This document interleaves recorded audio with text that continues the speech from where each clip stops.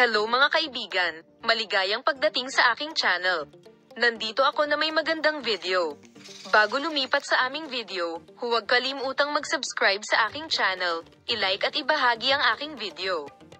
Ang resulta ng isang magandang video tungkol kay Özge at Ken. Si Yaman, isa sa mga sikat na aktor ng Turkey, ay biglang bumalik mula sa Italy, kung saan siya nakatira ng hiwalay sa Turkey, at kumilos upang suportahan ang kanyang matalik na kaibigan na si Özge Gürel. Ang tapat na pagkakaibigan ng dalawa ay muling pinatunayan sa isang emosyonal na kaganapan na tunay na pagkakaibigan ipakita ang kanilang sarili sa mahihirap na oras.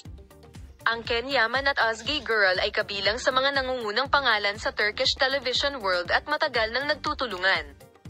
Pero hindi lang sa professional level ang kanilang relasyon. Ito ay napakalapit sa isang personal na antas. Sila ay isang mag-asawa na umaakit ng pansin ng media sa kanilang mga dual-track na proyekto at pribadong buhay.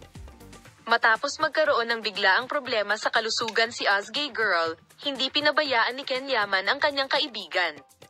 Agad siyang bumalik sa Turkey mula sa Italia at kumilos upang suportahan si Özge Gürel. Nang malaman ni Ken Yaman ang tungkol sa sakit ni Özge Gürel, pinili niyang makasama ang kanyang kaibigan nang hindi man lang nag-iisip. Habang sinusuportahan ng buong puso ang paggaling ni Özge Gürel, muli niyang pinatunayan kung gaano kahalaga ang kanyang pagkakaibigan. Ipinahayag ni Özge Gürel ang kanyang pasasalamat sa kanyang kaibigan sa pamamagitan ng pagbibigay ng emosyonal na pasasalamat para sa taos-puso at palakaibigang kilos na ito. Salamat sa lahat sa panonood ng aking video. Paalam, makita ka sa mga bagong video.